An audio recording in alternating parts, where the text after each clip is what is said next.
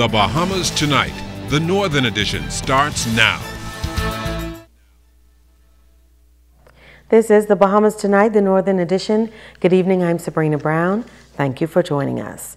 Topping the news tonight, as tourism officials work to restore Grand Bahama's economy, an executive of a local organization is sharing what they are doing both locally and internationally to promote this destination. Shashina Roll reports. Officials say the island of Grand Bahama is bouncing back and experiencing an economic resurgence. The island is projected to end this year with 150,000 air passengers, an increase of 35%. Chairman of the Grand Bahama Island Tourism Board says they are excited about this major comeback. Our efforts are focused on continued marketing support to Delta Airlines to ensure that the daily nonstop service from Atlanta continues. Along with concentrated efforts into additional gateways, we provide compelling offers such as an instant air credit savings. This is an offer that provides the traveler with an instant savings on their airline ticket at the time of purchase when they decide to stay in one of our member hotel properties for at least a 3-night minimum stay. And the value to that is a $250 credit. But he says their marketing efforts are widespread. We are also working on further building our domestic tourism traffic. Therefore, during the last 2 weeks of June, we promoted a 2-fly free offer on the domestic market. During this program, we yielded numerous phone calls and secured over 30 room nights. While the results may seem minimal, this promotion marked the very first time that the Grand Bahama Island Tourism Board has launched such a campaign. We now have a benchmark and will be launching in another 3 weeks our BOGO offer, buy one, get one free. These campaigns are designed to attract Bahamian residents originating in Nassau to travel to Grand Bahama Island and enjoy the diversity Grand Bahama Island has to offer. And he says the diversity of this island is what is selling Grand Bahama. When we market Grand Bahama, we point out its unique attributes, which include East Grand Bahama, Freeport, Lucayo, and West Grand Bahama. In West Grand Bahama, we depict pristine beaches and a remote island atmosphere, a place where eco enthusiasts can discover a variety of ecological wonders. Freeport, Lucayo, a modern cosmopolitan city where you can enjoy the modern comforts of home, including casino and nightlife, dancing, live music, party festivals, upscale dining, and so on. West Grand Bahama, depicting urban and outer island life, sleepy fishing villages, rich heritage, and culture. It's because of these offered experience and compelling booking incentives offered that we are able to net the results that we are currently experiencing today. These are all true signs of a tourism resurgence on Grand Bahama. Shashina Roll, ZNS Network News. The Ministry of National Security is focused on ensuring that those who are incarcerated are rehabilitated prior to leaving the prison system. And while a local youth organization is doing its part to help steer young men in a positive direction, a youth leader is expressing concern about the condition of the state-run facility. Founder of Reach Out Ministries, Dudley Said, says he's concerned about the condition of Her Majesty's prison. He says he appreciates the fact that the Ministry of National Security is now placing greater emphasis on prison reform, but Said, who recently returned from a visit to the facility in New Providence, says the condition is heartbreaking. It hurts me to look at to see the condition that is in. I know the prison is old, I understand all of that, but to have 6 and 8 boys, young men in a cell, laying on the floor, to me, we need to find a way to fix that. Said believes in its present state, the recidivism rate will only climb. The prison today is set where you go to jail, you do the crime, you sit and punish. So the guy, if he's sitting punished for 24 hours a day or 23 hours a day, he come back out here angry. If we don't reform them, Sabrina, they come right back out to us and commit the same crime they committed in the beginning. We have to always remember, if they're not going to jail forever, we have to find a way to reform them before they come back to us. The youth leader is offering this suggestion. It should be a place where a young man, if he go to prison, say for 6 months, or a year. You come up with a diploma. Or if a guy going for, say, 4 years, it's just like you go to college, let him come up with a degree. And I think that's where we need to get at. Stay with us. There's more news after this. Bringing news that matters to you. You're watching the Bahamas Tonight Northern Edition. Welcome back. Local government councilors in the city of Freeport District getting down to the business of the people.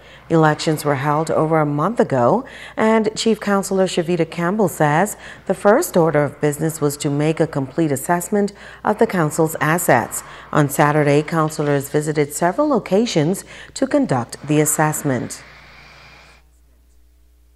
We're on a tour, reviewing and viewing our assets that we are, one, accountable for to the people to make sure that we keep, maintain, and upgrade, along with other projects, private projects that we would like to embark on. Campbell says among those assets are parks and bus stops. Councillor for Central Grand Bahama, Marco Carey, who has responsibility for works, talks about their findings. Recently, we just had a tender went out for all the cleaning of the parks, so we're just getting the feel for all the different parks and stuff and what we need to be done. So when the tenders do come to the table, all the councillors could be familiarized with all the different parks and the bids and everything. And what we find on the parks recently is it needs to be upgraded, because these parks haven't been upgraded for a very long time. So as the new councillors come in, we will bring it to the table to move motions to upgrade stuff and in different communities and stuff. There are new developments in a local housing subdivision as the local government city of Freeport District takes measures to keep communities safer. Officials say it is all in an effort to build a safer community in the Wellington-Pinder Heights subdivision. 9 speed bumps were recently installed throughout that residential area near Hawksville. City of Freeport Councilor for Central Grand Bahama, Fraser Gibson, spearheaded the safety campaign in conjunction with the Grand Bahama Port Authority. Prior to the local government elections, the concerns of the residents were to have speed bumps placed throughout the community, because there are about at least 60 to 80 children on a normal basis that play within the streets of this area, alongside and inside their yards. And so I thought it was necessary, and I formed a partnership with the Grand Bahama Port Authority. And I want to thank the city manager who assisted in placing down these bumps for the residents of Wellington Heights. So we have about 90% of the residents who was for the speed bumps, and then there's a little minor who 10% of the persons who were not interested in having the bumps throughout Wellington, and so the majority rule on this one. And so it's for safer communities, and so that the persons who are driving vehicles could slow down. But not everyone is happy about the speed bumps. Berthlyn Culmer frequents the small community to visit her daughter, and she says while the objective is to make the area safer, she finds the speed bumps to be a nuisance. Speed bumps in this area, I believe, is too much for a small community like this. What the parents need to do is keep some of these so small children out of the street. The road ain't no place for them to play in. You try to pass sometimes, they wouldn't even move on the side for you to pass. You have to stop and wait for them to move at their own pace. I think it's ridiculous. All these speed bumps through this corner is not necessary. Growing up as a child, we were not allowed to play in the street. Our yard is big enough for us to play in. You go to the neighbor, you play in the neighbor yard. The street is not a place to play in. Meanwhile, Gibson says there are other plans on the drawing board for the Wellington-Pinder Heights subdivision, among them a public playground. I've done further research to see that there's a green space available for a park, and so I intend to partner with the Member of Parliament for Central Grand Bahama, Mr. Nico Grant, in making sure that this park come about for the young people of Wellington Heights. I've already started discussions with the Ministry of Housing, who is responsible for the green space in this area. And so it's only a matter of time before things come together, and then the residents will see development happening with the park. A nonprofit organization on Grand Bahama is working to empower residents and create new entrepreneurs. We get more in this report. When you want your country to do better, you got to do better. If you want a better house, you got to do better. You want a better community, You got to do better. Founder of the Enough movement, Kendall Colebrook, says the organization is preparing to launch a community initiative that will be the first of its kind on the island. The program will take the form of a community center, but Colebrook says it will be much more. This center will now employ the young men in the community. We will take care of each house, each individual in our community. They will be licensed under the Grand Bahama Port Authority.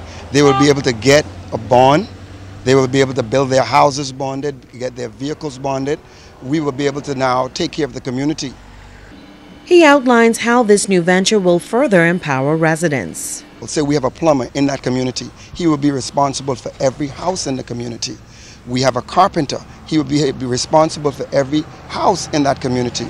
We have a fisherman. He will be responsible for supplying fish in that community. We have someone to do the lawn and garden. He will be responsible, and his team. We will actually put them in uniform, give them their business cards. The community activist says this initiative is similar to a Jump Start program. So for instance, for a plumber, this is a jump start for you. So that now you will be accumulated enough monies, enough funds to go ahead and branch off onto your own. So now you can go out of the community and broaden your base a bit. But it's going to be professionally done. We have a lot of people on our team that are actually spearheading this. We will be stepping out and asking the corporate Bahamas to help us with this initiative. We don't just want this to be in Hawksbill. We want this to branch off into other communities. There are about 500 residents living in the Hawksbill community. It's been a part of the West End community for some 4 years now, and it is making a name for itself throughout Grand Bahama. Tonight, the owner of a popular eatery talks about why people travel to the West for some of the best Bahamian dishes. Shashina Roll has that story. The fish is extremely good. The banana pancake is one of the best on the island. The conch fritters is extremely conch fritters. Can't get it nowhere else other than here. Her name is Lesha Colton, and she is synonymous with good down-home food in West End. She boasts that once you get a taste of her cooking, you have to come back. Colton is a full-time entrepreneur at a hotel in West End, but her passion for the kitchen resulted in her creating a restaurant. I was home, and I said, I'm tired sitting home doing nothing. Instead of me going out partying, I could go out and make some money.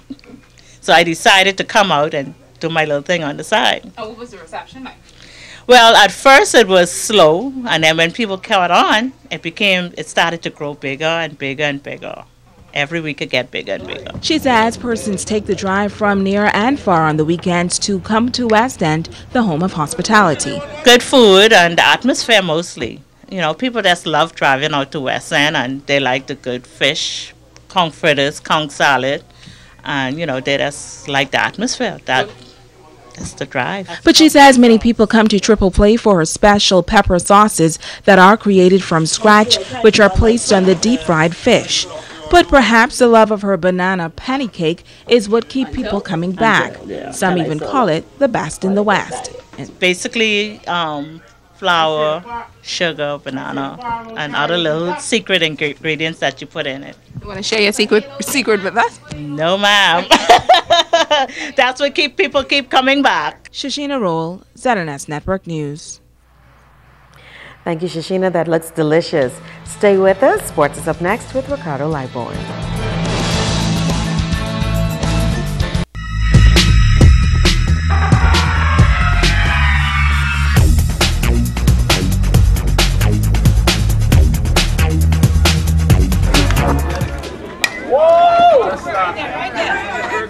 Welcome to sports, everybody. I'm Ricardo Liborn. The Grand Bahama Power Company Sports Festival is now in the history books.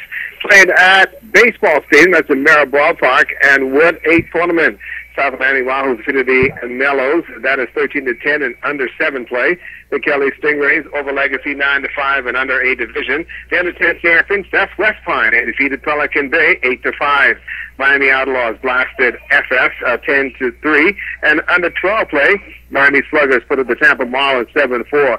St. Lucie Stars over the West Rattlers 11-8 and under 13 play. And West Point, they had the 15 title. They simply were 11-2 win over the Surrey Springs.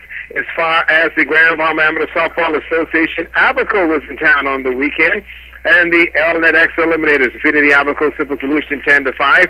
Ken Storr got the win, the loss to Escalma. The Controlled Chemical Sweepers held up the Abaco Simple Solution 8-7. Clinton Cooper went the distance. They lost to Troy Bullard. Abaco Simple Solution got back on track and defeated the Rising Colors 11-10. It was A.J. Culmer. He had a great game going, folks, and also the loss goes to Jamal Green. In slow pitch affair from the GBSA, the Kelly State Setters over the D's Drivers 8-3 in a Kodak game. Immigration enforced the shell of the Junior Grant Crusher 7-0. The Sire Stars close to Pelican Bay 4-zip. As far as the Kelly State Setters, they bagged the Pelican Bay Barracudas 9-7. Cooper's Destroyers over the Grand Lucane Mixers 6-1. The West End Blue Marlins are back on track. They defeated the GB Port Authority Regulators 11-10. And in men's affair, Express Food Mart 15, the Gateway Travelers 4, the Hugo Braves with an 18-4 win over the Police Crime Stoppers. Softball in Abaco, fast pitch also played this weekend. The Abaco Grocery Diamond Dogs defeating the Golden Harvest Major Payne. It's a 15-1 game. That's a ladies' affair. Christine Jover with 3 for 4 with 6 RBIs. Rhonda Alden got the win. Struck out 8 batters. The loss goes to Janice Roberts. In the men's affair, the Queen Bulldogs on a roll down to Hometown Records 8-1. Tyler Russell 3 for 4, 5 RBIs. Lyle Saw threw a 1-hitter and struck out a whopping 14 batters. The loss goes to Adrian Diffhencho. Bahamas men's national volleyball team falling short, folks, at the Caribbean Zonal Volleyball Championship in Trinidad. Bahamas placed 4th in the tournament, and that is because they lost to Curacao 25-15, 17-25, 25-23, and 25-21. The ladies also losing to Suriname in a close one at 25-9, 25-18, and 25-13. They finished 5th in the tournament. The Bahamas under-15 girls also in soccer play in the Cayman Islands are taking part in the CONCACAF tournament. As you do know, the Bahamas opened the tournament with a 3-0 win over Curacao. Then the girls fell to the Cayman Islands 4-1, with Lauren Brown scoring in the 70th minute. Bahamas also looking to rack up something against the British Virgin Islands. As far as the ITF Junior International Tennis Tournament, that is being played in El Salvador. Under-16 boys and girls playing a round-robin format. O'Neal Mortimer losing the first round to Alexander Rushin of El Salvador 6-11-1. Justin Thompson losing to El Salvador Sebastian Quezo 6-1-2. Bradley Flowers also was dropped by Aruba's Kyle Franklin. Get the score 6-2-2. Ahmad Thomas lost to Dominican Republic Nick Hardt 6-4 in love. As far as our girls, Aisha Shepard is having a good time. She defeated Gabrielle Rosendos of El Salvador 6-11 love, and she also defeated Daniela Jeremy of Costa Rica 7-6, 4-6, and 10-6 in the tiebreak. Lauren Dixon lost her opening match to Sophia Chang of El Salvador 6-11 love, and she turned to missing, losing also to Zena Rigad of Curacao 7-5 and 6-2. They are trying to qualify to the main draw. Keep your fingers crossed. We'll see how they do as they complete day 2 of play. That's a look at sports. Weather comes your way next.